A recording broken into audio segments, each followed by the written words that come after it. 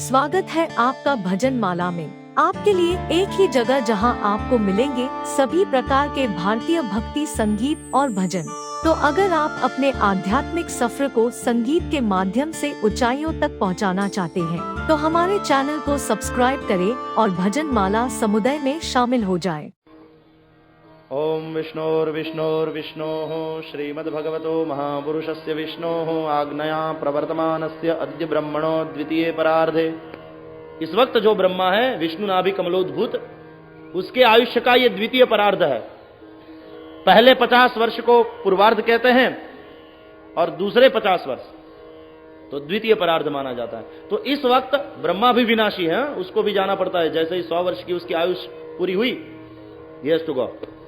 तो ये जो ब्रह्मा है इस वक्त विष्णु नाभि कमलोद्भूत, उसके आयुष्य का ये द्वितीय परार्ध चल रहा है। That means Brahma is more than 50।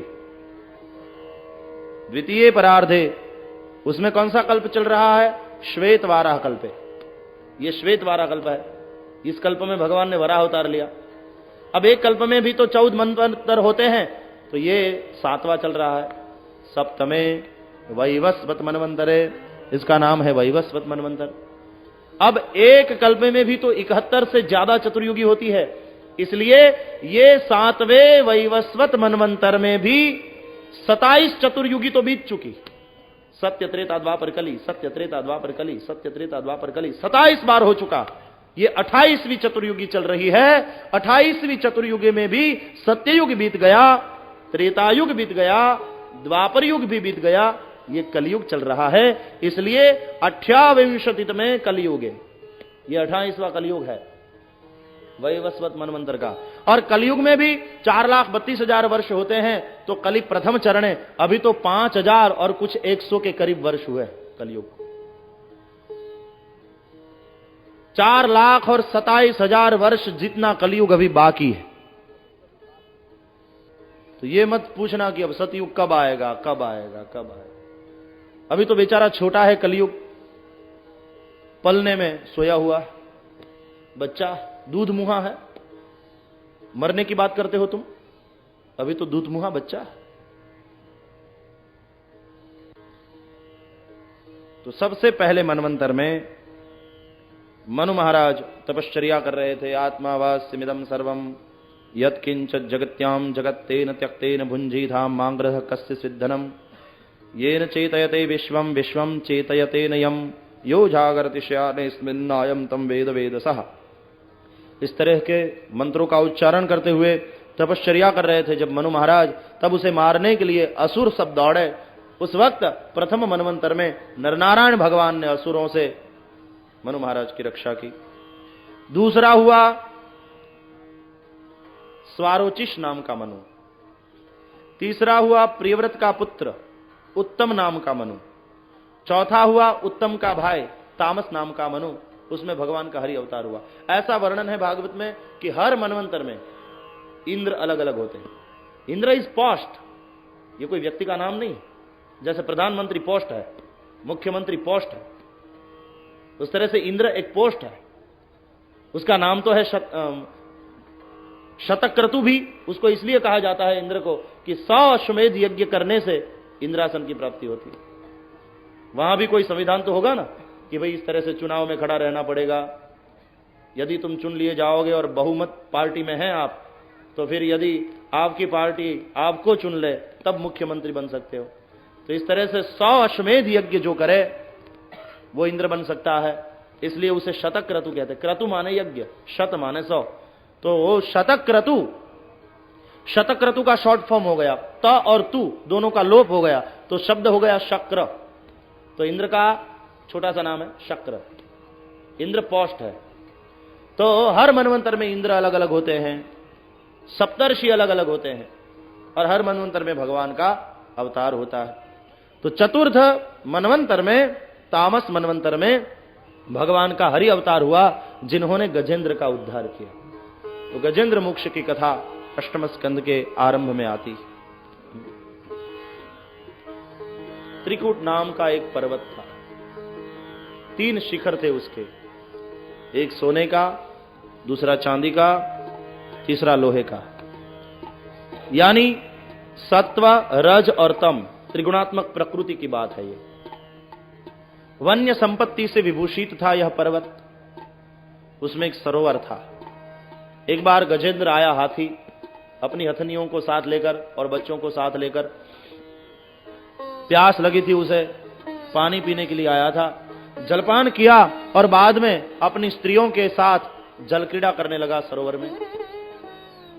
उसमें रहता था एक जूड़ मगर, तो मगर ने उसका पग पकड़ लिया।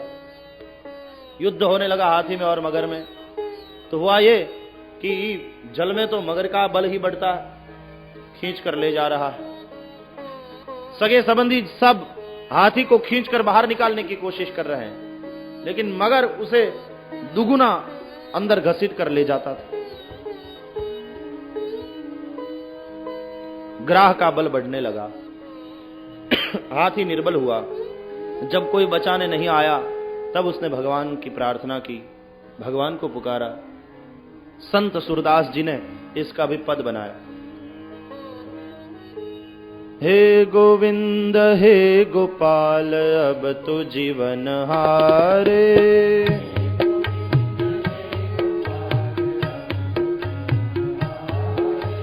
हे गोविंद हे गोपाल अब तो जीवन हारे।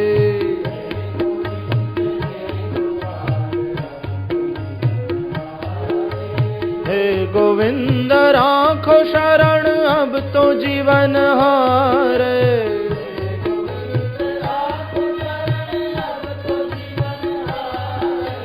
हे गोविंद राखो शरण अब तो जीवन हारे।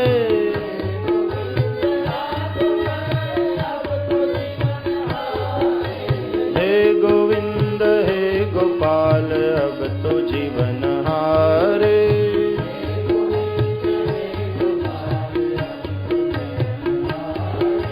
हे गोविंद हे गोपाल अब तो जीवन हारे।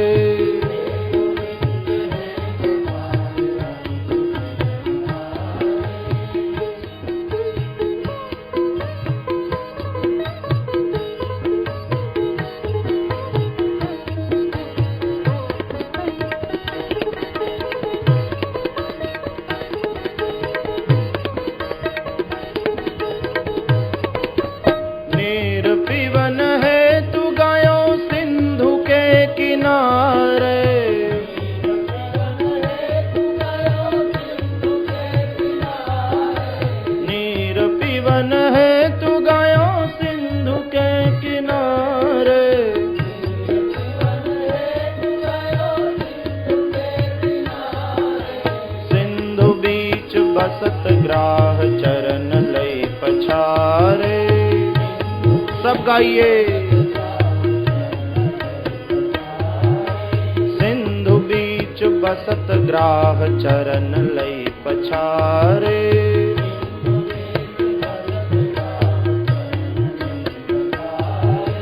हे गोविंद हे गोपाल अब तो जीवन हारे।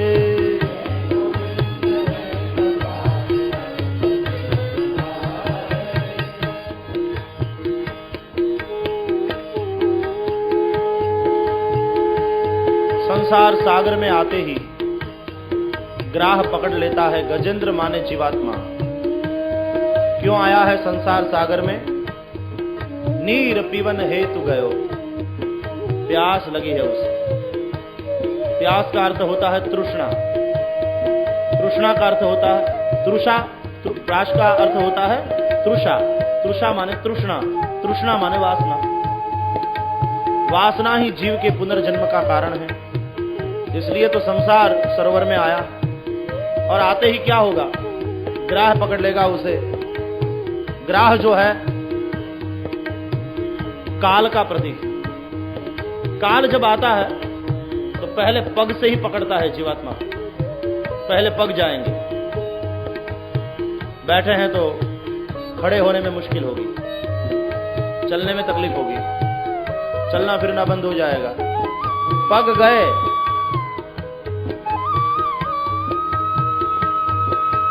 पेट तक पहुंचेगा।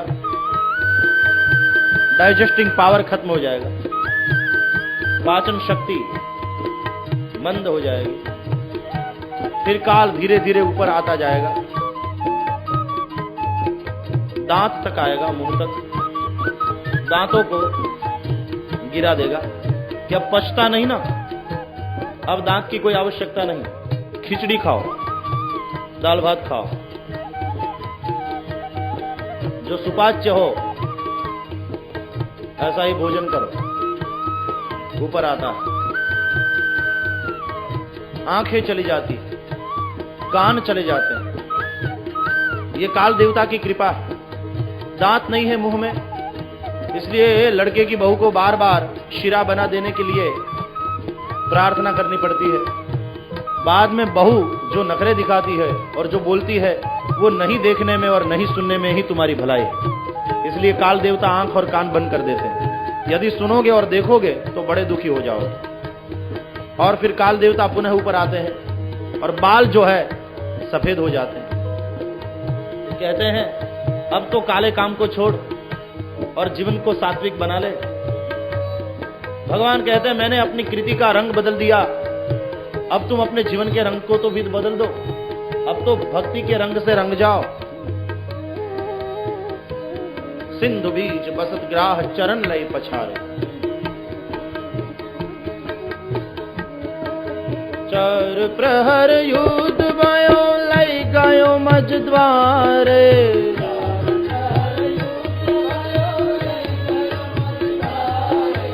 चार प्रहर युद्ध भयो लय गयो मझधारे।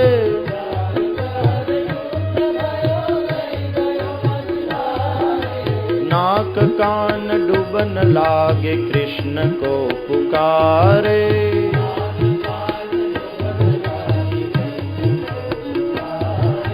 नाक कान डूबन लागे कृष्ण को पुकारे।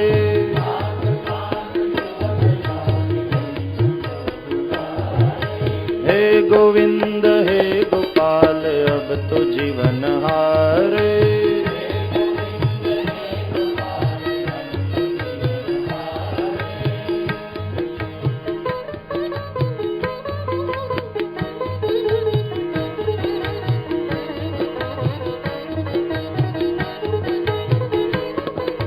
चार प्रहर युद्ध भयो, दिन ढल गया।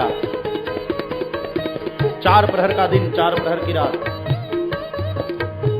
तब मध्य में पहुंचता, बुढ़ापा आया,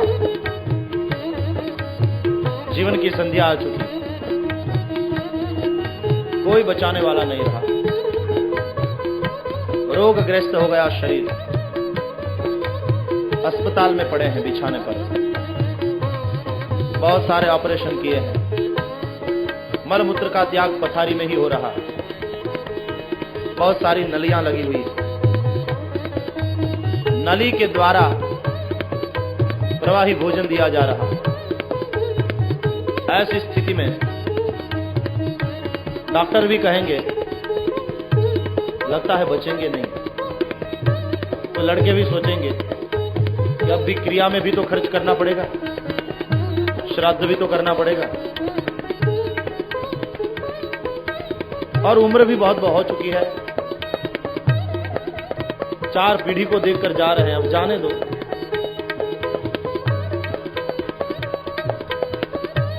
लड़के भी छोड़ देंगे, कोई बचाने वाला नहीं रहेगा, क्योंकि हथनियों और बच्चों ने सोचा कि यदि आप उसे बचाने जाएंगे तो हम भी जाएंगे। लड़के भी सोचते हैं कि इतना तो खर्च कर दिया, अब ज्यादा करेंगे, बचने वाले तो है नहीं, डॉक्टरों ने कह दिया हम भी जाएंगे, कितना ऋण हो गया है सर पर, छोड़ो। अब कोई बचाने वाला जब नहीं रहता, भगवान को याद करता, पूर्व जन्म में जो सीखा था स्तोत्र बोला, वो पुकारा परमात्मा को। ओम नमो भगवते तस्मै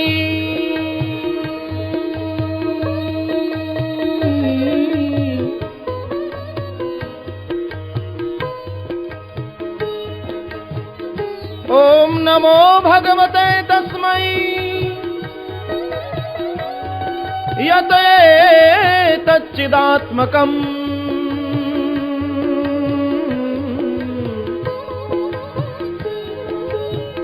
पुरुषायादि बीजाय परेशायाभिधीमहि यस्मिन्निदं यदश्चेदम् येनेदं यइदं स्वयं योऽस्मात् परस्माच्च परस्तं प्रपद्ये स्वयं भुवम्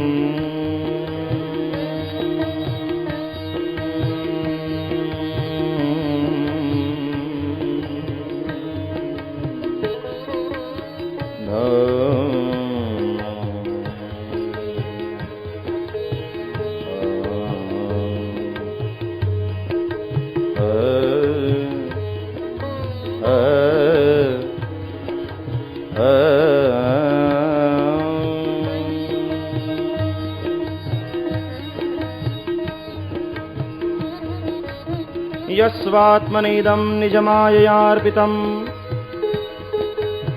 क्वचिद्विभातं क्वच तत्तिरोहितम्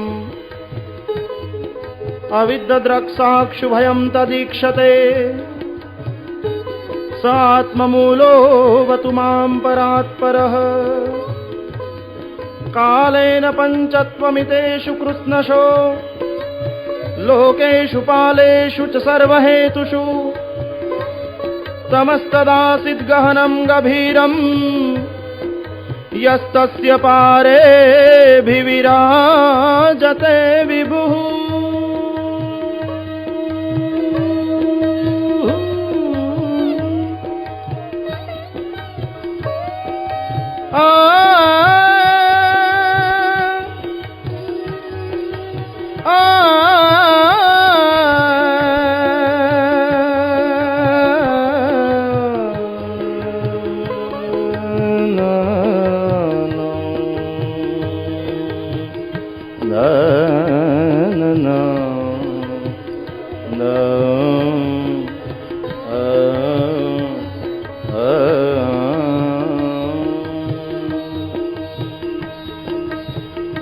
राग मालकंस।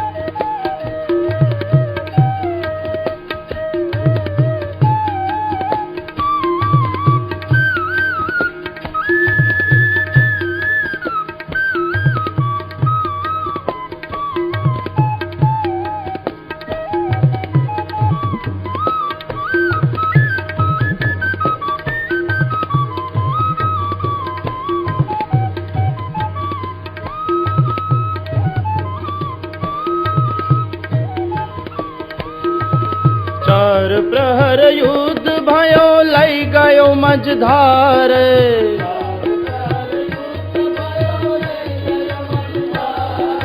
चार प्रहर युद्ध भयो लई गयो मझधार।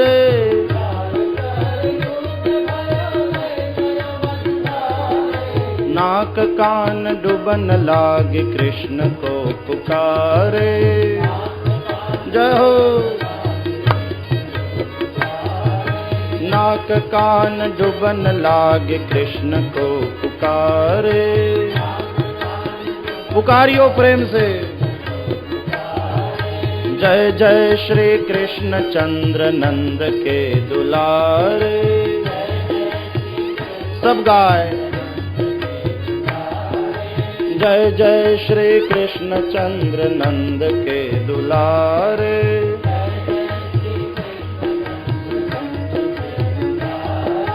नंद के दुलारे बाबा नंद के दुलारे,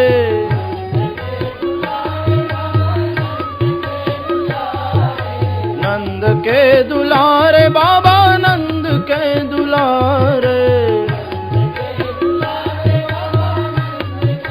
जय हो जय जय श्री कृष्ण चंद्र नंद के दुलारे।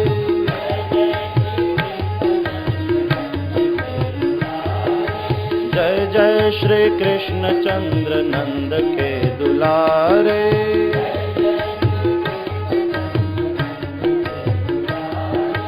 नंद के दुलारे यशोदा के प्यारे,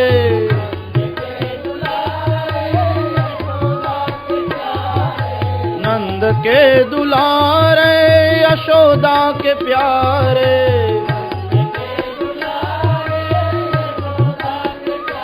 कृष्णा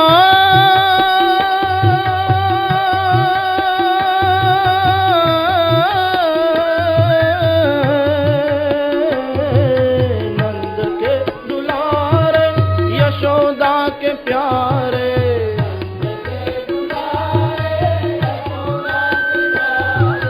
नंद के दुलारे यशोदा के प्यारे।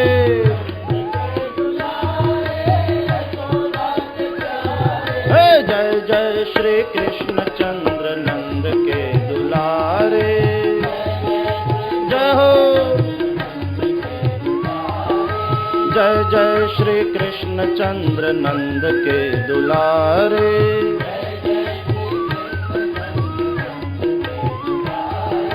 नंद के दुलारे संत रखवारे,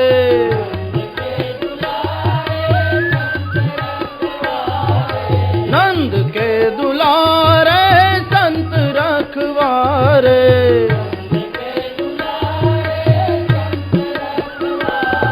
कृष्णा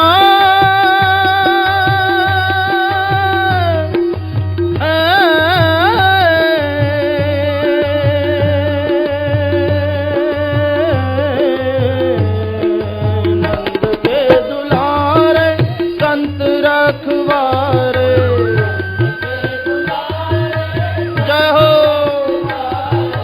नंद के दुलारे संत रखवारे।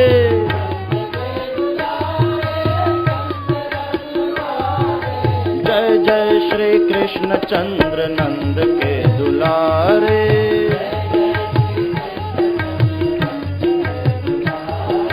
जय जय श्री कृष्ण चंद्र नंद के दुलारे।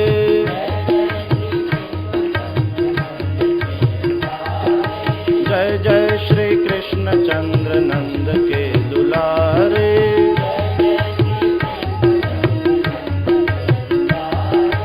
नाक कान डुबन लागे कृष्ण को पुकारे,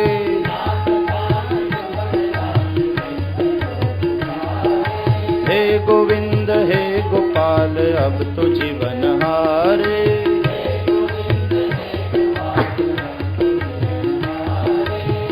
जब कोई सहारा नहीं रहा,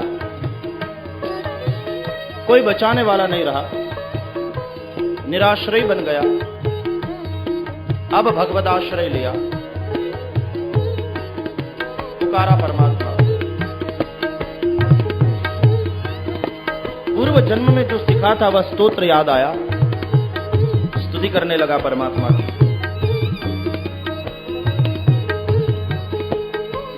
अश्रु प्रार्थना की भाषा है। शब्द तो मुर्दा है, भाव शब्द का प्राण है। भाव से ही शब्द जीवंत बनता है और जीवंत शब्द ही भगवान के कान तक पहुंचते हैं।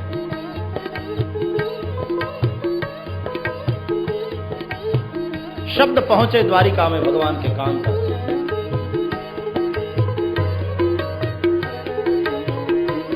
भाव पूर्ण बनकर बोला,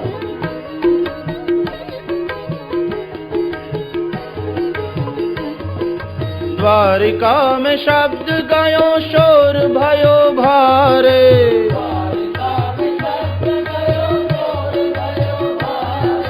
द्वारिका में शब्द गयो शोर भयो भारे।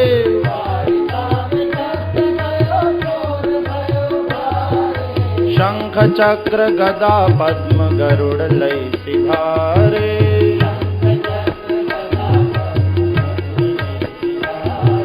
शंख चक्र गदा पद्म गरुड़ लय सिधारे।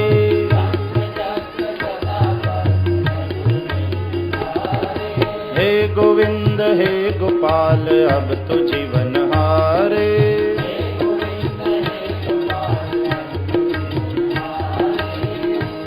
भगवान गरुड़ारूढ़ बनकर आए, शंख चक्र गदा पद्मधारी श्री हरि पधारे। हरि का अर्थ होता है भक्त जनानाम पापम तापम क्लेशम हरयति इति हरि। भक्त जनों के पाप ताप संताप और क्लेश को जो हरने वाले हैं वो है हरि। आज गजेंद्र के दुख को हरने के लिए भगवान आए हैं हरि बनकर। लेकिन ऐसी परिस्थिति में यदि भगवान आ भी जाएं तो हम भगवान की पूजा कैसे करेंगे? अस्पताल में बिछाने पर पड़े हैं, मलमूत्र का त्याग पथारी में ही हो रहा। पुकारने पर भगवान आ भी जाएं तो पूजा कैसे करेंगे? गजेंद्र ने क्या किया? सरोवर में खिले कमल को उठाया, भगवान को समर्पित किया। इतना तो हम कर सकते हैं, कमल यानी मन, और कुछ भगवान को भले ही न दे पाए, मन तो दे सकते हैं, और भगवान मन ही मांगते हैं। कहते हैं मय्येव मन आधस्त्व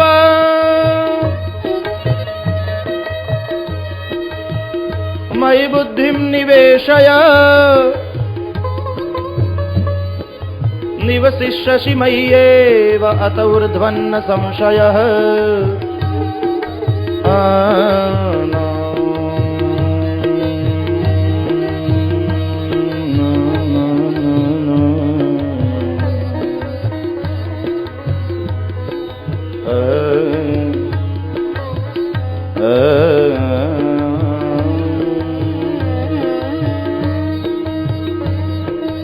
अपना मन और अपनी बुद्धि दोनों तू मुझ में रख, मुझी में रहेगा तू और उससे ऊर्ध्व गति होगी तेरी, उसमें कोई संशय नहीं। मन तो दे दे, कम से कम मन पद्म प्रभु को समर्पित करें। और भगवान को प्रार्थना करता हुआ बोला, सूर कहे श्याम सुनो शरण है तिहारे।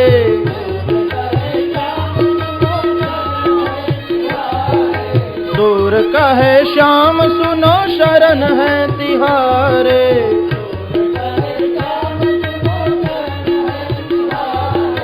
अब की बार पार करो नंद के दुलारे।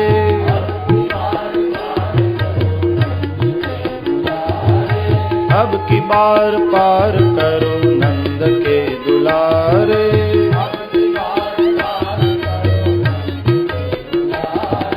हे गोविंद हे गोपाल अब तो जीवन हारे।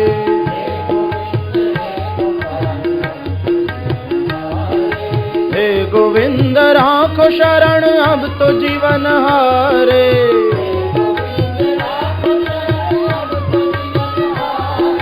हे गोविंद राखो शरण अब तो जीवन हारे।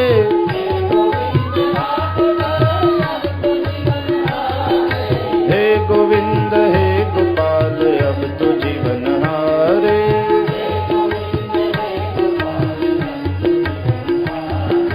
हे गोविंद हे गोपाल अब तो जीवन हारे।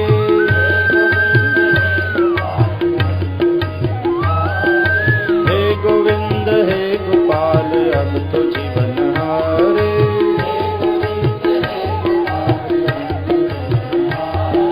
हे गोविंद हे गोपाल अब तो जीवन हारे।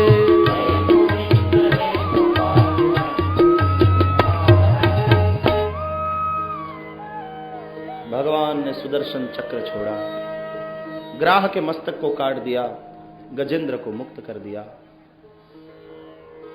ग्राह का मस्तक कटते ही गंधर्व बन गया। वह हुहु नाम का गंधर्व था। देवल ऋषि के शाप से ग्राह बन गया था। आज भगवान के अनुग्रह से उसकी मुक्ति हो गई। गजेंद्र को भगवान का स्पर्श होते ही गजेंद्र के रूप को, हाथी के रूप को छोड़कर वह राजा बन गया। वह भी अगस्त्य के शाप से, इंद्रद्युम्न था वह राजा था, उसे हाथी बनना पड़ा था। तो भगवान की क्रिया में भले ही भेद दिखाई देता हो कि एक को मारा और दूसरे को बचाया, लेकिन भगवान के भाव में कोई भेद नहीं। हकीकत में दोनों शापित थे, उन दोनों को भगवान ने शाप मुक्त कर दिया।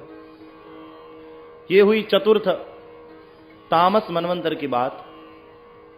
फिर पांचवा रैवत मनवंतर हुआ, छठा चाक्षुष मनवंतर हुआ, उसमें भगवान का अजित अवतार हुआ। मुख्य चर्चा कर रहे हैं हम। अजित भगवान ने देवों और दानवों में समुद्र मंथन करवाया, ये कथा बताई। कोई कन्या हाथ में फूल की माला लेकर जा रही थी। मार्ग में उसे ऋषि दुर्वासा मिले, अपनी फूल माला ऋषि के गले में डाल दी। ऋषि ने उसको आशीर्वाद दिया और दुर्वासा आगे हुए, कन्या विदा हुई, दुर्वासा आगे चले। सुरपति इंद्र हाथी पर बैठकर आ रहे हैं। देवताओं के राजा है ऐसा समझकर दुर्वासा ऋषि ने अपने गले में जो फूल की माला थी निकालकर आशीर्वाद के रूप में इंद्र को दी।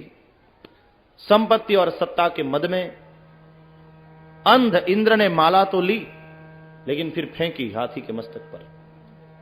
हाथी ने माला पकड़ करके अपने पग के तले कुचला उसे। सामने दुर्वासा थे, बड़े क्रोधित हुए, शाप दे दिया, जिस संपत्ति और सत्ता का तुम इतना अभिमान कर रहे हो, जाओ उससे तुम भ्रष्ट हो जाओ। और दुर्वासा के शाप से निस्तेज बन गए देव और दैत्यों ने युद्ध में उनका पराजय कर दिया। दैत्यों ने स्वर्ग का राज्य छीन लिया। देव सब दर दर मारे मारे भटकने लगे। आए सब ब्रह्मा जी के पास और ब्रह्मादि देवताओं ने जब भगवान की स्तुति करी, भगवान प्रसन्न हुए। प्रसन्न हुए परमात्मा की भी पुनः ब्रह्मा जी ने स्तुति की। भगवान ने कहा, बार बार तुम गुरुजनों का, ऋषि मुनियों का अपमान करते हो और उनके अपमान के फलस्वरूप दुख को भोग रहे हो। तुम्हारे पास है क्या? दैत्यों ने तो अपने गुरु शुक्राचार्य को प्रसन्न किया है। शुक्राचार्य के पास संजीवनी विद्या है, तुम्हारे पास क्या है? पहले तो ऐसा करो, अमृत की प्राप्ति करो, अमृत पान करो और अमर हो जाओ। देवताओं ने कहा, प्रभु अमृत कैसे मिलेगा? भगवान ने कहा, मैं बताता हूं। सब औषधि लेकर डालो समुद्र में, मेरू की मथानी बनाओ, वासुकी नाग की रस्सी बनाओ, सागर मंथन करो, अमृत मिलेगा। देवताओं ने कहा, बहुत अच्छी बात है, आपके आशीर्वाद से हमारा कार्य सफल हो जाए, हम प्रयत्न करेंगे। भगवान ने कहा, देखो प्रोजेक्ट बहुत बड़ा है, तुम अकेले से नहीं होगा, पार्टनरशिप करनी होगी, सहायता लेनी पड़ेगी। किसकी?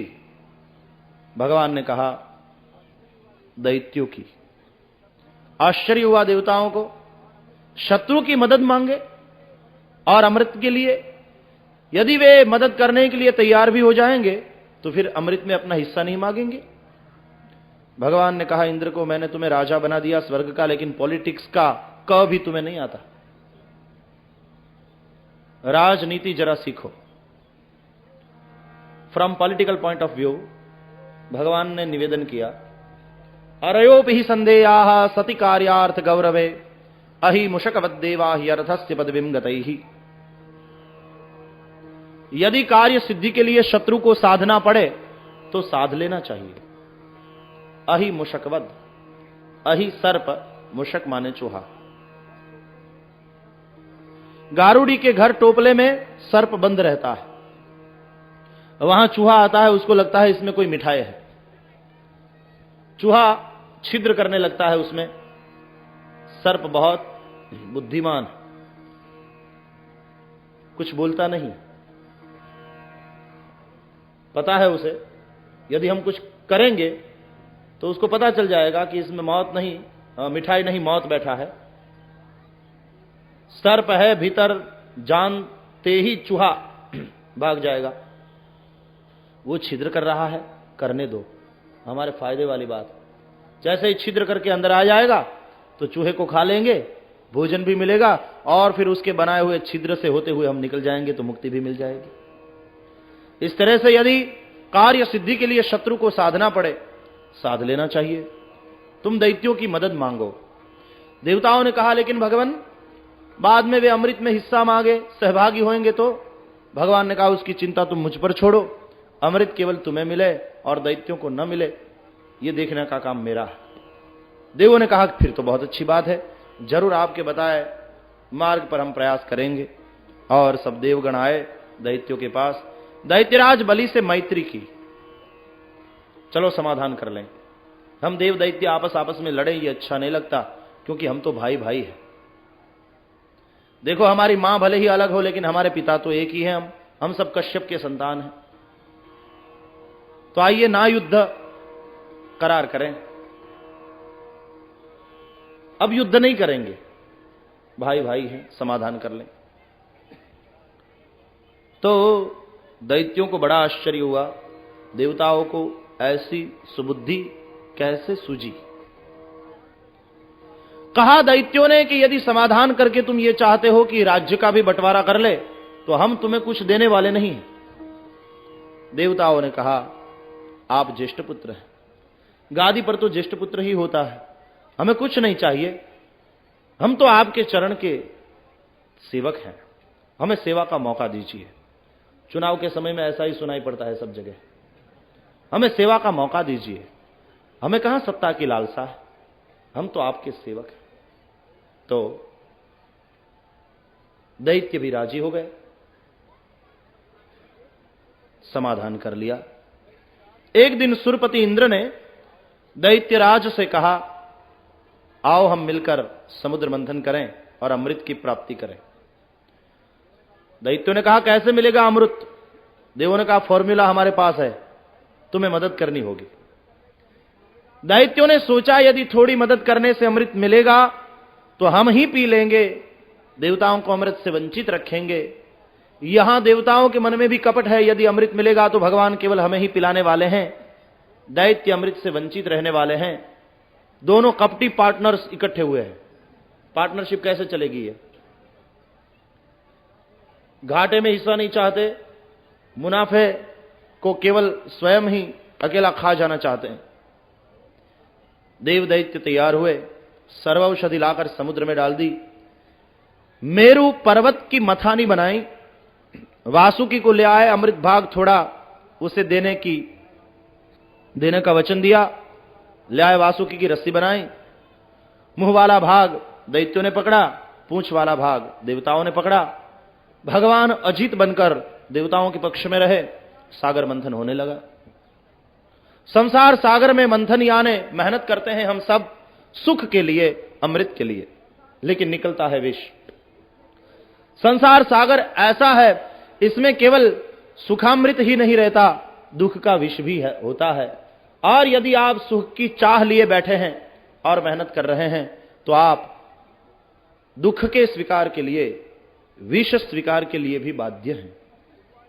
देवदानवों ने मंथन किया तो हुआ ये कि मेरु पर्वत वासुकी नाग की पकड़ से निकलकर नीचे बैठ गया सागर में। तब भगवान ने कूर्म स्वरूप लिया, कछुआ बने, अपनी पीठ पर पर्वत को धारण किया। अब आधार मिल गया पर्वत को, मथानी को। पुनः मंथन शुरू हुआ। समुद्र मंथन की कथा का रहस्य है, 16 वर्ष होते ही इंद्रियों में मंथन शुरू होता है।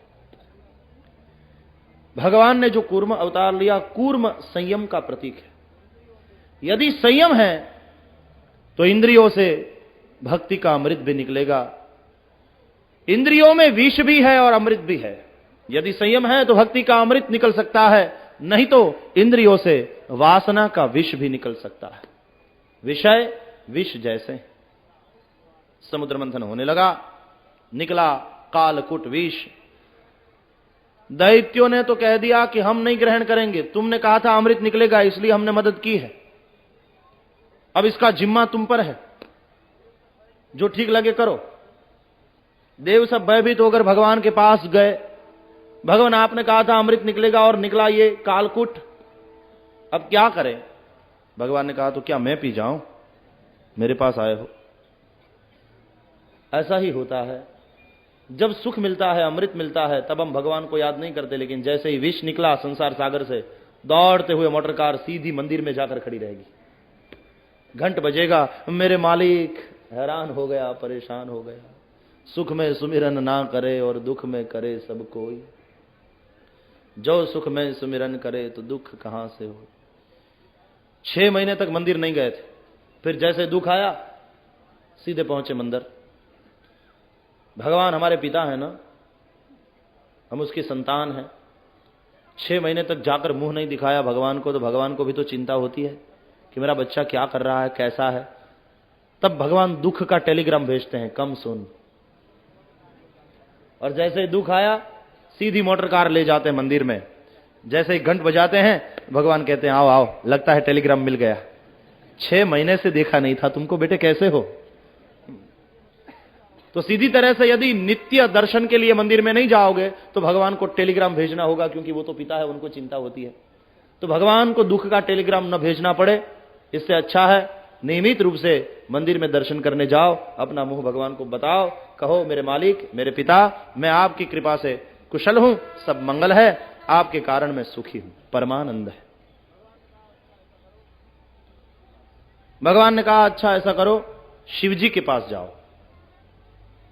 तो सारे देवगण भगवान शिव जी के पास गए। भगवान भोलेनाथ की स्तुति की। भोलेनाथ, भोले लोगों के नाथ, भाव और प्यार से भगवान शिव जी की स्तुति करते हुए सब देवताओं ने भगवान शिव जी की आराधना की। शिव जी तुरंत प्रसन्न हो जाते हैं। इसलिए तुलसीदास जी ने भी विनय पत्रिका में शिव जी से ही मांगा है, यदि कुछ मांगना चाहते हो तो शिव जी से मांगो, तुरंत प्रसन्न हो जाते हैं। पति कासी जासु भवन अणिमादिक दासी, जाचिए गिरिजापति कासी, जासु भवन अणिमादिक दासी, जाचिए।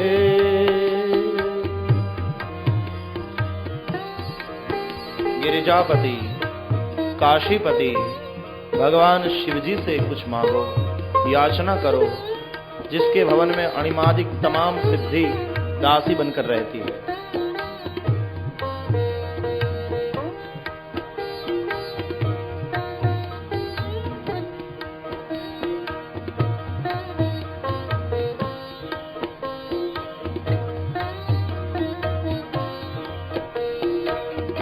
अवधर दानी द्रवता पुनीथोरे, अवधर दानी द्रवत पुनीथोरे, देखी न सकत दीन कर जोरे, देखी न सकत दीन कर जोर, जाचिए गिरिजापति कासी, जासु भवन अणिमादिक दासी, जाचिए गिरिजापति कासी, जासु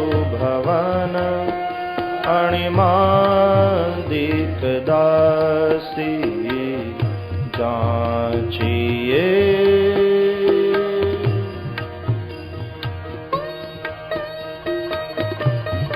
अवधर दानी है, द्रवत पुनीत हो रे, तुरंत प्रसन्न हो जाने वाले, क्योंकि देखिन सकत दीन कर जोरे। दीन जन, गरीब लोग जब हाथ जोड़कर खड़े रहते हैं, रोते हैं। भगवान शिव जी से ये देखा नहीं जाता, करुणा ऐन है।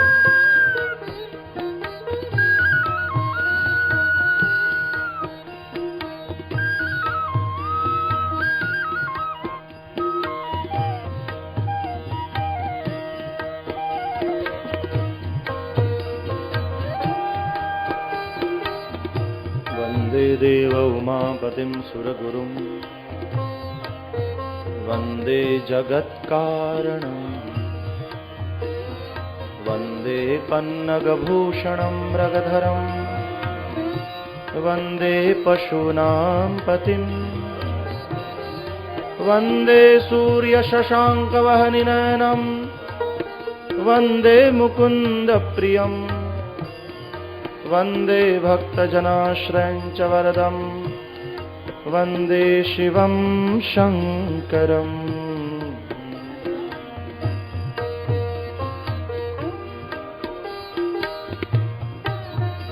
भगवान शिव जी की स्तुति की। बड़े दयालु, भोलेनाथ कैसी कैसी बात में प्रसन्न हो जाते हैं। एक चोर चोरी करने निकला और रात को सब जगह घूमा, कुछ मिला नहीं। बड़ा दुखी हुआ, न जाने कौन सुकन हुआ है, कुछ माल ही हाथ नहीं आया। निराश होकर गांव से बाहर निकला तो गांव के बाहर उसने एक शिवालय देखा। उसने सोचा कि चलो यहां से यदि कुछ मिल जाए, यहां हाथ आजमाते हैं, यहां हाथ मारते हैं। वो तो चोर ठहरा, उसको ये थोड़ी है कि मंदिर से चोरी नहीं करनी चाहिए। आया शिवालय में। अब शिव तो उसके द्वार तो सदा खुले रहते हैं। घुसा अंदर, लेकिन शिवालय में क्या होता, लक्ष्मी नारायण के मंदिर में यदि जाता तो कुछ गहने वहने हाथ लगते। शिव जी तो भस्म लगाने वाले, सर्प के आभूषण पहनते। शिवालय में क्या होगा? दिया बुझ गया था। शिवलिंग पर एक दो बिल्वपत्र और थोड़े पुष्प थे।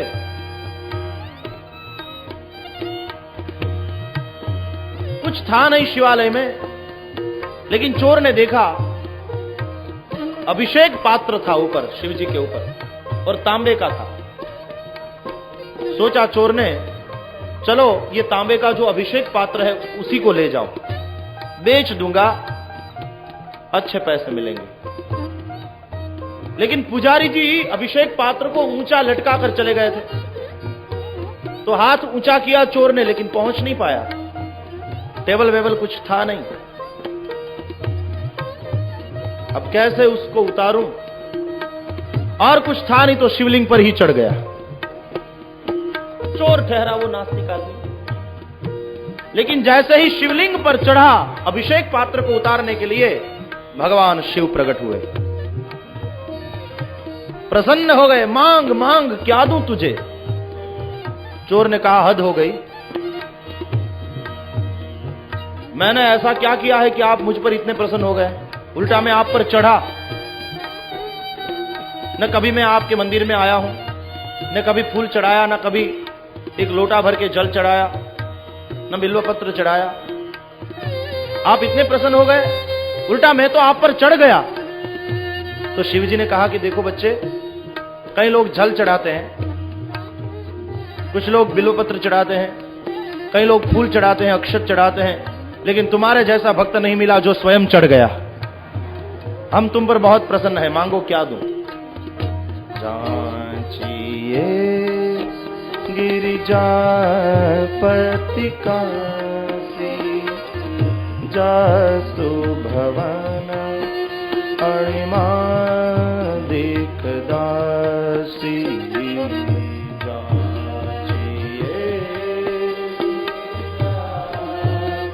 भोलेनाथ है, तुरंत प्रसन्न हो जाते हैं।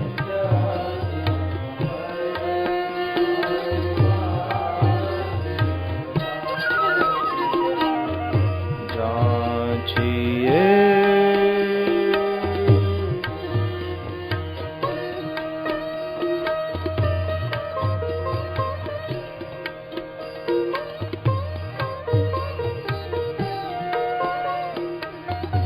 भगवान शिव जी की आराधना की।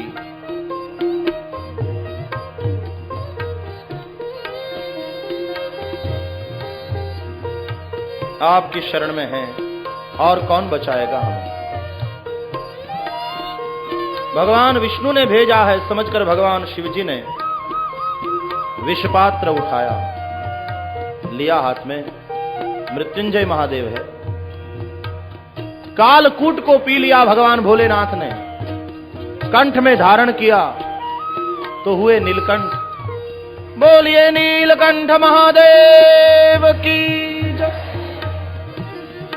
जगत को अमृत दिया और स्वयं विष पिया, इसलिए शिवदेव नहीं महादेव कहलाते हैं। अन्य देवताओं का केवल एक एक ही दिन आता है उत्सव का। राम नवमी एक दिन, कृष्णाष्टमी एक दिन, ऋषि जयंती एक दिन, वामन जयंती एक दिन, लेकिन शिव जी का पूरा महीना श्रावण, क्योंकि देव नहीं महादेव है। बांट दिया अमृत विश्व को, स्वयं धारण किया विष को, इसलिए महादेव है।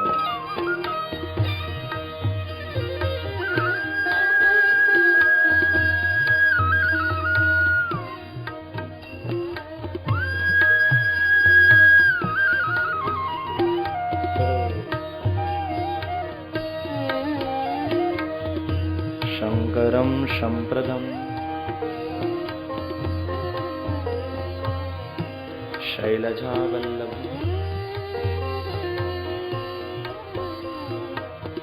कल्याणप्रद है, शमप्रदम, कल्याण करने वाले। शिव चरणों में बंधन करके देवगण पुनः आ गए सागर के तट पर। पुनः देव दैत्य सागर मंथन करने लगे। अब तो रत्न निकलने लगे। कामधेनु गाय निकली, ऋषियों ने मांगी, ऋषियों को दान में दे दी। पहला भाग परोपकारार्थ दान कर दिया। सागर मंथन हुआ, ऐरावत हाथी निकला, देवताओं ने रख लिया। अश्व निकला तो दैत्यों ने रख लिया। हाथी सूक्ष्म बुद्धि का प्रतीक है, अश्व स्थूल बुद्धि का प्रतीक है। देवों ने सूक्ष्म बुद्धि ग्रहण की, दैत्यों ने स्थूल बुद्धि ली। कौस्तुभ मणि निकला, भगवान विष्णु ने धारण किया अपने वक्षस्थल पर। पुनः सागर मंथन हुआ, पारिजात वृक्ष निकला, देव ले गए स्वर्ग में। फिर अप्सराएं निकली, देवताओं ने रख ली तो दैत्यों ने विरोध किया। जो कुछ निकलता है तुम ही घर ले जाते हो, क्या हम मेहनत नहीं करते? देवों ने कहा झगड़ा किस बात का, अब जो निकले तुम ले जाना, जो तुम्हारे भाग में होगा निकलेगा। और जैसे ही सागर मंथन हुआ, निकली मदिरा, तो देवताओं ने दैत्यों को दे दी, जाओ पियो और मजा करो। मदिरा दैत्य ले गए। जो व्यसन में फंसता है उसका जीवन कभी आबाद नहीं होता। व्यसन से पतन ही होता है। मदिरा तन मन और धन तीनों की बर्बादी है। बुरे व्यसनों में, व्यसनों से बचो, वरना जीवन के अमृत से वंचित रह जाओगे। दैत्य मदिरा ले गए, इसलिए अमृत से वंचित हो गए। मदिरा में, व्यसन में जो फंसता है वह जीवन के अमृत से वंचित रह जाता है। यदि जीवन अमृत को पीना चाहते हो, व्यसन से दूर रहो। बहुत बुरी चीज। एक आदमी ने नशा किया और फिर एसटी बस में चढ़ गया। बहुत बड़ा उसके पास चाकू था। तो कंडक्टर जैसे ही आया और उसने कहा कि टिकट, पैसे निकालो, कहां जाना। तो उसने पैसे नहीं निकाले, छुरा निकाला। मुझसे टिकट मांगते हो, पता है मैं कौन हूं? कंडक्टर ने कहा छुरा रख दो, तुम जो भी हो पैसे निकालो, कहां जाना। तो उसने कंडक्टर को यूं पकड़ा, छुरे वाला हाथ ऊपर किया, पहचानते नहीं मैं कौन हूं, पता है तुम्हें मैं महाराणा प्रताप, नशा किया था।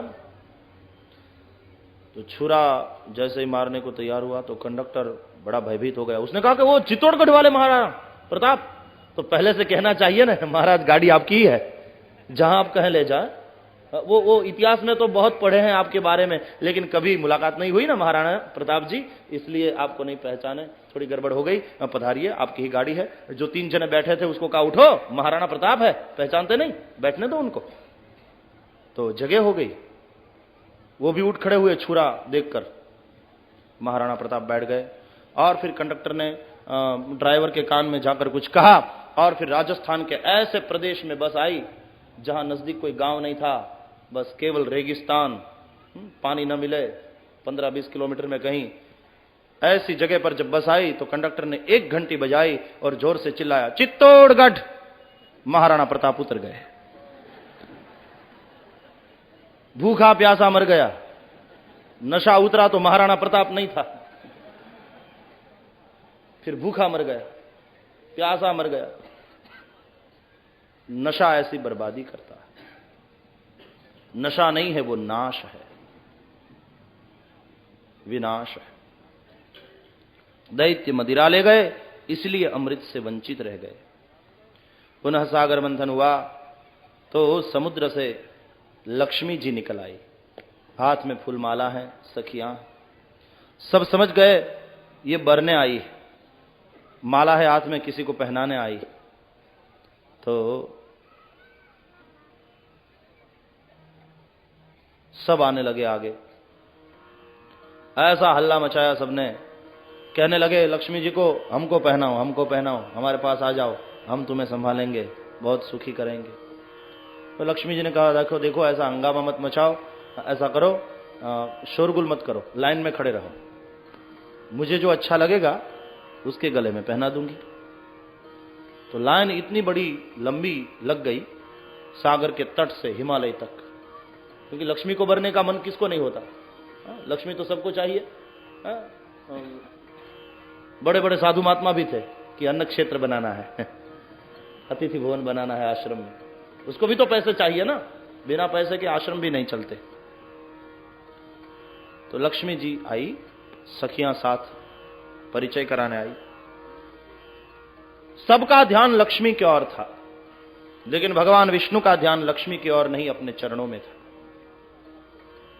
पहले तो ब्रह्मा को देखा, सखियों ने कहा कि ये सृष्टि के सर्जक हैं ब्रह्मा।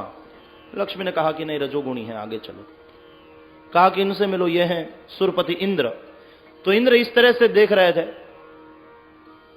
तो लक्ष्मी ने कहा कि ये तो कामी है, देखो किस तरह से देख रहे हैं मेरे सामने, आगे चलो। कहा कि इनसे मिलो, ये दुर्वासा ऋषि है, कहा बहुत क्रोधी है, नहीं जमेगा, आगे चलो। इनसे मिलो, ये भगवान शिव जी हैं, मृत्युंजय महादेव। लक्ष्मी ने कहा वो तो ठीक है, लेकिन कपड़ों का अकाल पड़ा है क्या, चलो चलो आगे चलो। कहा इनसे मिलो, ये मार्कंडेय ऋषि हैं। तो मार्कंडेय जी आंखें बंद करके बैठे थे। लक्ष्मी ने कहा आंख खोलकर जिसको मेरे सामने देखने की फुर्सत नहीं, वो मुझे क्या सुखी करेगा, आगे चलो। मार्कंडेय ने कहा कि मां मैं आंख खोलूंगा, लेकिन जब तू मेरे पिता को लेकर आएगी तब। बिना नारायण के लक्ष्मी का दर्शन करोगे तो आसक्त हो जाओगे। लक्ष्मी का दर्शन तभी करो, लक्ष्मी का स्वागत करो, लेकिन कहो कि मां केवल तू आएगी तो नहीं, मैं स्वागत बड़े शौक से करूंगा, लेकिन मेरे प्रभु को भी ले आना, अकेली मत आना। इसलिए मार्कंडेय के नयन बंद। तो विष्णु का ध्यान लक्ष्मी की तरफ नहीं था, अपने चरण में था। मतलब यह हुआ जब तक लक्ष्मी नहीं आई है हमारे पास, तब तक हमारा ध्यान अपने चरण में होना चाहिए, मतलब अपने आचरण में होना चाहिए। यदि अपना आचरण अच्छा है तो लक्ष्मी जी आएगी। तो लक्ष्मी जैसे ही विष्णु के पास आई, उसने सोचा दुर्वासा क्रोधी है, ये तो शांताकारम है, ब्रह्मा रजोगुणी है, ये तो सत्व के सागर, शिव जी के कपड़े का ठिकाना नहीं, इन्होंने तो बड़े अच्छे वस्त्र पहने हैं। इंद्र मेरे सामने देख रहे थे और मार्कंडेय ने आंखें बंद रखी थी।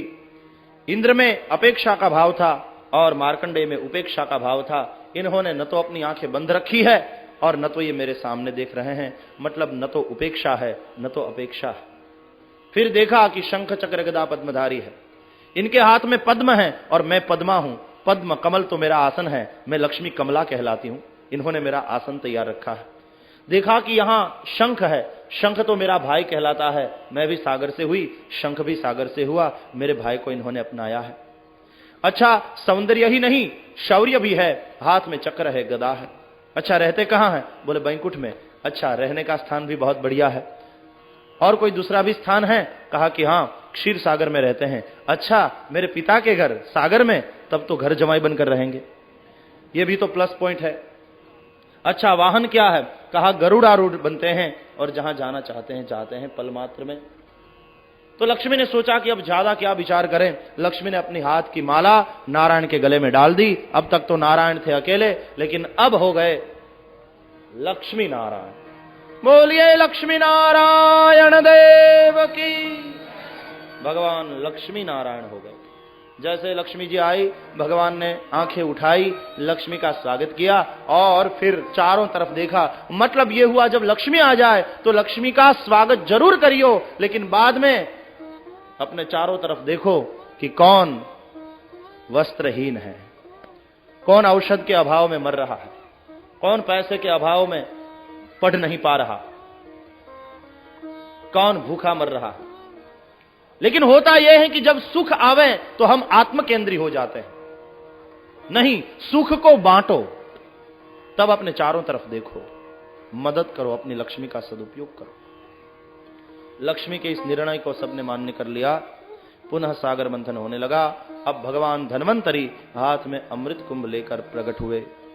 अमृत को देखते ही दैत्य दौड़े, अमृत कुंभ छीन लिया और जिसके हाथ में अमृत था वो पीने लगा। दूसरा दैत्य आया, कहा मैं पहले, उसने छीन लिया, वो पीने लगा। तो तीसरा आया, कहा कि नहीं मैं पहले पीऊंगा, उसने छीन लिया। सुख के आने के बाद यदि मैं पहला ऐसा झगड़ा परिवार में हो जाएगा, भाई भाई के बीच में, देरानी जेठानी के बीच में, बहन बहन के बीच में, तो परिवार में आया सुख का अमृत फिर से चला जाएगा। सुख आवे, उसके साथ समर्पण की भावना भी आनी चाहिए। मैं पहला नहीं, आप पहले, तुम पहले, ये बात होनी चाहिए। देव सारे भाग कर गए भगवान के शरण में। भगवान ने मोहिनी स्वरूप धारण किया, ऐसी सुंदर स्त्री का रूप धारण किया। दैत्य सारे मोहित हुए और दैत्यों के हाथ से अमृत लेकर भगवान ने देवताओं को पिला दिया। दैत्यों को जब पता चला कि ये तो भगवान विष्णु ने हमारे साथ कपट किया है, तब दैत्य और दानवों में भयंकर युद्ध होने लगा। बहुत सारे दैत्य मारे गए। देवता तो अमृत पीकर अब अमर हो गए हैं। दैत्यराज बलि को भी खत्म कर दिया देवताओं ने। तब शुक्राचार्य महाराज के पास संजीवनी है। शुक्राचार्य ने संजीवनी से पुनर्जीवित कर दिया बलि को।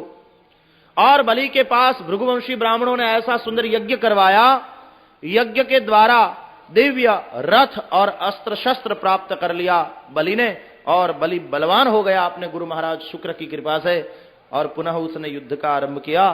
तो इस बार युद्ध में दैत्यों का विजय हुआ, देव पराजित हुए और देव सब भाग कर गए भगवान के शरण में कि आपने पिलाया अमृत, हम हो गए अमर, लेकिन अभय नहीं मिला।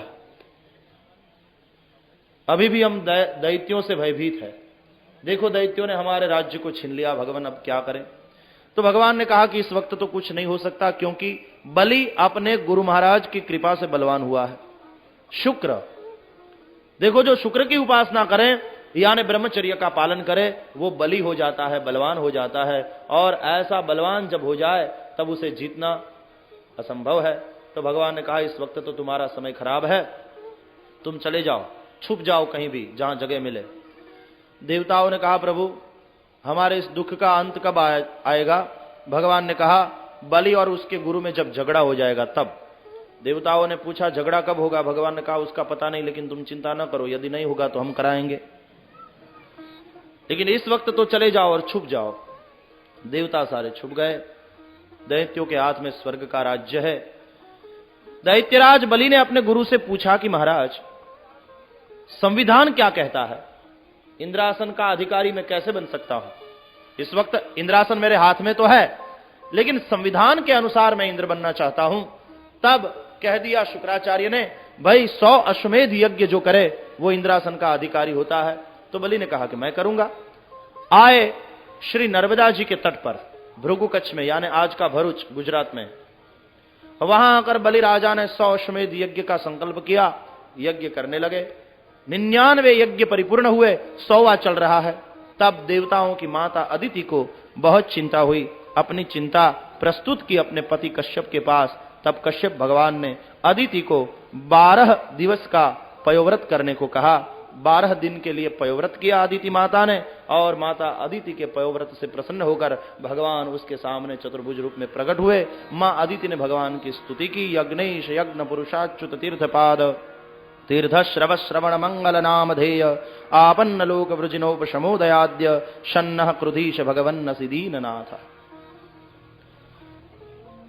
कश्यप महाराज दौड़ते हुए आए, भगवान की स्तुति करते हुए भगवान के सामने खड़े रहे। तब भगवान के पास मां अदिति ने मांगा कि भगवान, मेरे बच्चे सब देवगण बहुत दुखी हैं, दैत्यों ने स्वर्ग का राज्य छीन लिया है, आप कृपा करके मेरे पुत्र देवताओं को उसका अधिकार दिलवाएं, स्वर्ग का राज्य उसे पुनः मिल जाए, ऐसी कृपा करें। तो भगवान ने कहा कि माता, इस वक्त तो बलि यज्ञ के द्वारा हमारा यजन कर रहे हैं, तो बलि को मारना ये तो संभव नहीं, लेकिन पुनः विचार करता हूं तो तुम्हारा व्रत भी निष्फल नहीं जा सकता। मां, अब मैंने विचार कर लिया, बलि को मार तो नहीं सकता, लेकिन बलि को मांग तो सकता हूं। तुम्हारे कार्य की सिद्धि के लिए हम भिक्षुक बनेंगे, हम बलि के पास मांगने जाएंगे भिखारी बनकर। और भगवान का चतुर्भुज रूप हुआ अंतर्ध्यान और भगवान बन गए।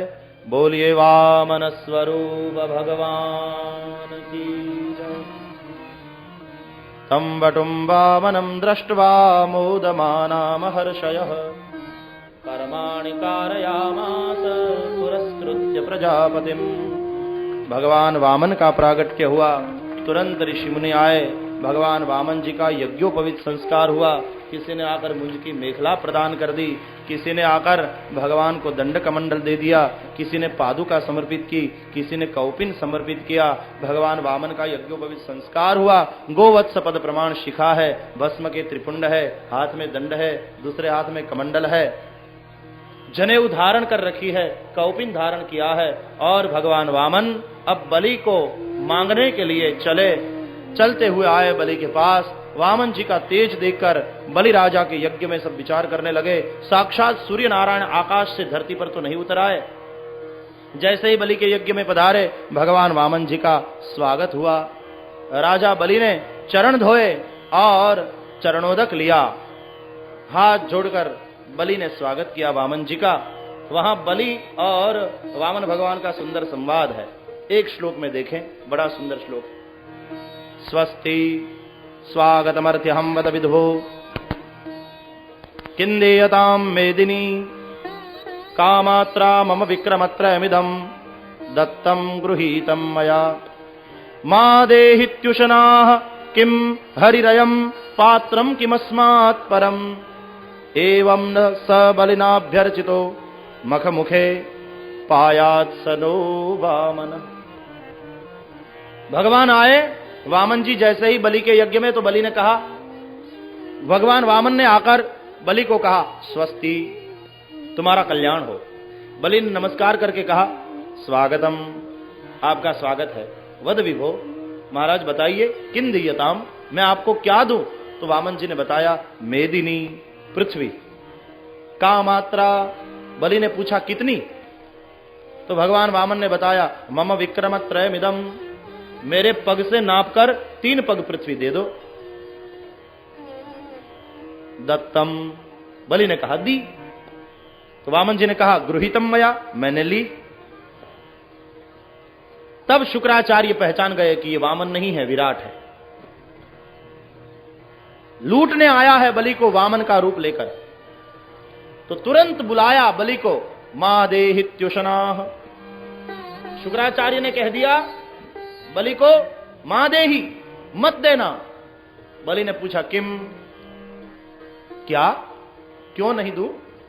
मैंने वचन दे दिया है, अब कैसे इनकार कर सकता हूं? किम, तो शुक्राचार्य ने जवाब दिया, हरिरयम, ये हरि है, अयम हरि ही, हरि है। बलि ने पूछा, पात्रम किमस्मात् परम, तो फिर ऐसा पात्र दूसरा कहां से मिलेगा दान देने के लिए? एवं स बलिनाभ्यर्चितो मख मुखे पायात् सनो वामन।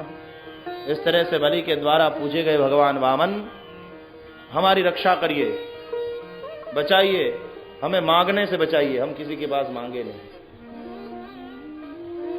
भगवान 3 चरण पृथ्वी मांगते हैं बलि राजा के पास, यानी तन मन और धन तीनों मांगते हैं।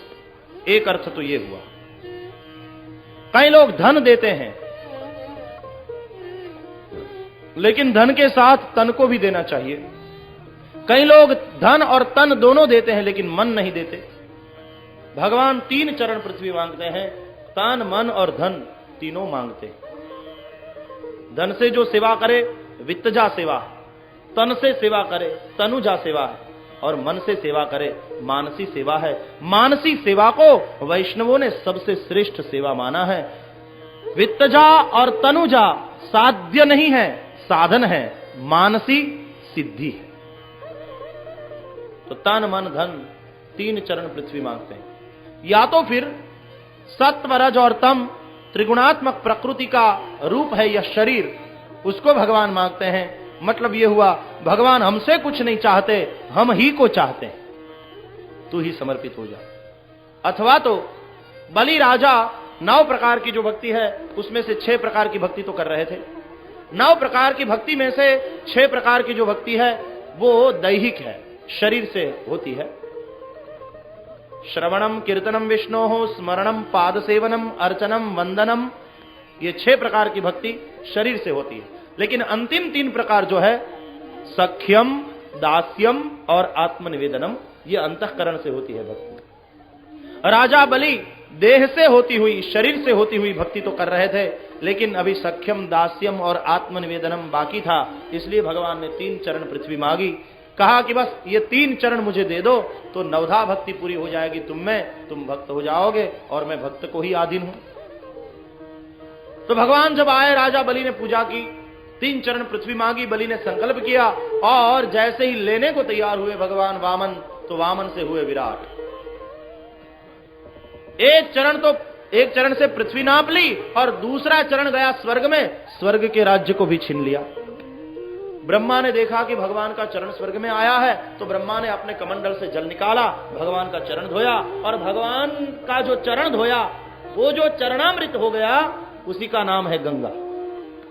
देखो ये गंगा ब्रह्मा विष्णु और महेश तीनों से जुड़ी हुई है। विष्णु का चरण धोया गया, वह जल गंगा कहलाया है। मतलब गंगा को विष्णुपदी कहते हैं, भगवान के अंगूठे से निकली, विष्णु के। अब ब्रह्मा ने धोया है इसलिए ब्रह्मा से भी संबंधित है, और जब गंगा पृथ्वी पर आई तो भगवान शिवजी ने अपने जटा पर उसको धारण किया है, इसलिए शिवजी से भी संबंधित है। सुरसरी कहलाती है गंगा। 2 चरण में सब कुछ नाप लिया, तीसरे चरण के लिए भगवान ने बलि को परेशान किया। बताओ बलि, तुमने 3 चरण पृथ्वी देने का संकल्प किया है, अभी तो 2 ही चरण हुए, बताओ तीसरा चरण में कहां रखा।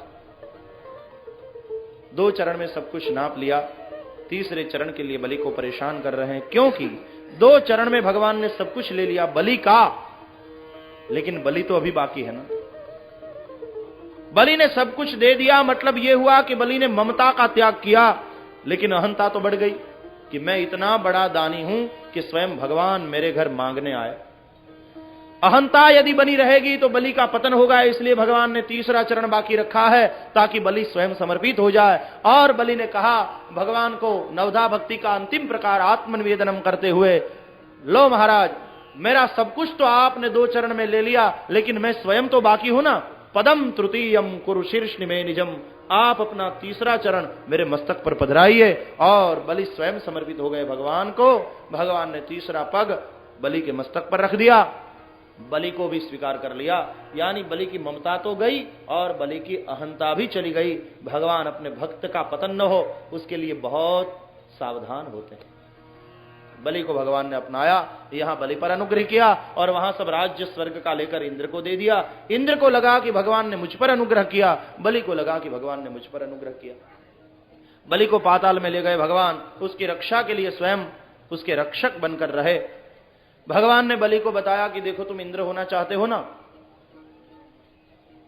मैं तुम्हें इंद्र बनाऊंगा, 7वां मनवंतर पूरा हो जाए, बाद में 8वां मनवंतर जब चालू होगा तब। ये सप्तम वैवस्वत मनवंतर चल रहा है, 7वां मनवंतर पूरा होते ही अष्टम सावरणी मनवंतर आएगा। सावरणी सूर्यतनयो यो मनु कथ्यतेष्टमः। तो भगवान 8वें मनवंतर में बलि को इंद्र बनाने वाले हैं। अब कब बनाएंगे बलि को इंद्र? जब बलि जीवित रहेगा तब ना। इसलिए बलि की रक्षा भगवान कर रहे हैं। काल भी उसका बाल बांका नहीं कर सकता। बाद में तो लक्ष्मी जी आई और राखी बांधती बलि की कलाई पर। अब लक्ष्मी जी की राखी यदि बलि की कलाई पर है तो काल भी उसका बाल बांका नहीं कर सकता।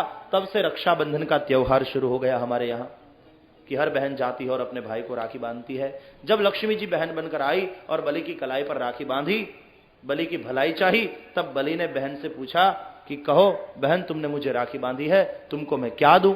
तो लक्ष्मी ने कहा कि भैया बस यदि देना चाहते हो तो इतना दो कि ये जो तुम्हारे रक्षक है ना, उसको नौकरी से मुक्त कर दो, निकाल दो उसे नौकरी से। तो बलि ने कहा कि बहन, उसमें तुझे क्या मिलेगा? उसके पेट का सवाल है, किसी की नौकरी छूट जाएगी, उसमें तुमको क्या मिलेगा? कहा कि बस मैं और कुछ नहीं चाहती, मैंने तुम्हें राखी बांधी है, यदि तुम देना ही चाहते हो तो इनको नौकरी से मुक्त कर दो। तब बलि को संशय हुआ, उसने पूछा बहन, ये जो रक्षा करने वाले हैं वो तुम्हारे कुछ लगते हैं? तो लक्ष्मी जी ने कहा कि हाँ भाई लगते हैं। क्या लगते हैं? तो लक्ष्मी जी शर्माई और कहा कि भाई हम नाम तो नहीं ले सकती। अच्छा, बलि ने कहा तब तो समझ में आ गई बात, आप नाम नहीं ले सकती। तो भगवान विष्णु को मुक्त कर दिया।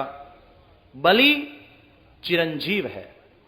अश्वत्थामा बलिर्व्यासो हनुमांश्च विभीषण कृपः परशुरामश्च सप्तैते चिरजीविनः।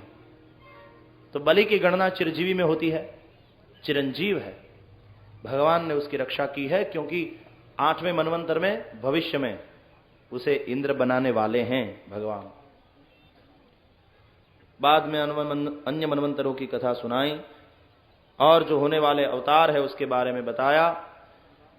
14 मनवंतर के समाप्त होने के पश्चात जब कल्प पूरा होता है तब प्रलय होता है। तो प्रलय काल के समय में भगवान मत्स्य नारायण ने राजा सत्यव्रत की, सप्तर्षियों की औषधियों के साथ रक्षा की। भगवान मछली का रूप लेकर आए। मत्स्यावतार भगवान की सत्यव्रत मनु ने स्तुति की। जब तक एक कल्प की ब्रह्मा जी की रात्रि रही तब तक भगवान मत्स्य नारायण जल में विहार कराते रहे।